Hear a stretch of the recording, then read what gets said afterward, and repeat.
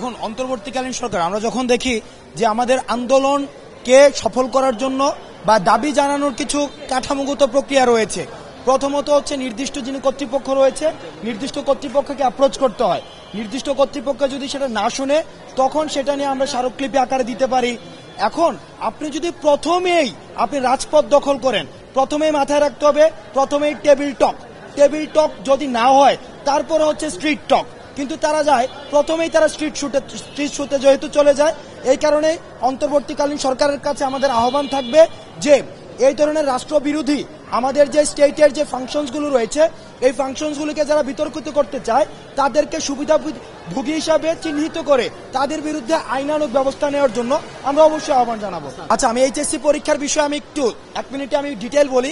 HSC পরীক্ষার্থীদের কিন্তু অনেকদিন আন্দোলন করছিল তারা, এবং তারা লাস্ট 3 দিন আমরা তাদেরকে টিএসসিতে ডেকেছিলাম এবং বৈষম্য বিরোধী ছাত্র আন্দোলনের প্রতিনিধি তাদের সাথে কথা বলেছিল যে তোমরা রাস্তা দখল করে কোনো ধরনের আন্দোলন করে আমাদের এই যে স্বাভাবিক যে পরিস্থিতির সৃষ্টি হচ্ছে সেটাকে বিঘ্নিত করার প্রয়োজন নেই, সেটি নিয়ে আমরা কথা বলবো।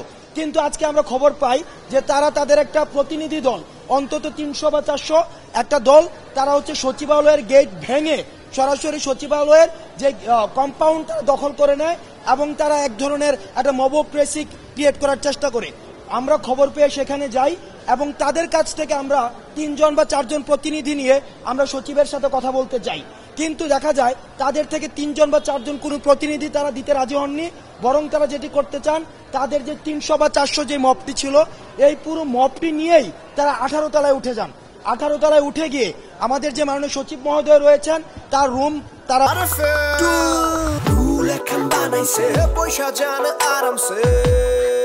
হচ্ছে অবরুদ্ধ করে, এবং সেখানে হচ্ছে ঢাকা বোর্ডের যিনি চেয়ারম্যান ছিলেন এবং আন্তঃ বোর্ডের যিনি চেয়ারম্যান এবং আমি সহ সবাইকে তারা অবরুদ্ধ করে।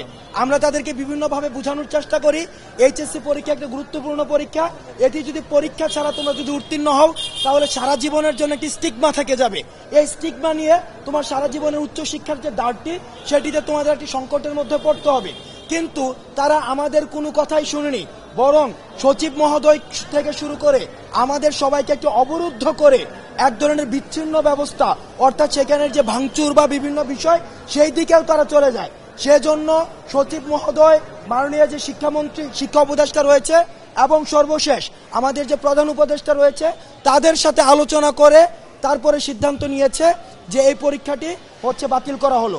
কিন্তু আমরা আমাদের জায়গা থেকে এই যে পরীক্ষাকে সম্পূর্ণ বাতিল করে দেওয়ার বিষয়টিকে আমরা কখনোই সমর্থন করি না, কারণ মেধা ছাড়া এভাবে কোনোভাবেই একটা ছাত্র পরীক্ষা ছাড়া একটা ছাত্রকে কখনোই মূল্যায়ন করার সুযোগ নেই। পরীক্ষাই হচ্ছে একটা ছাত্রের মেধা মূল্যায়নের একমাত্র মাধ্যম। এই যে পরীক্ষা ছাড়া মূল্যায়নের মধ্য দিয়ে যারা প্রকৃত মেধাবী, যারা সারা বছর ধরে পড়াশোনা করেছে তাদেরকে মূলত অনুৎসাহিত করা হলো। সুতরাং আমরা চাইবো এই ধরনের ডিসিশন যেন আর কখনোই চাপে পড়ে হোক বা যেভাবেই হোক এই ধরনের ডিসিশনের জন্য আর কখনোই পুনরাবৃত্তি না ঘটে।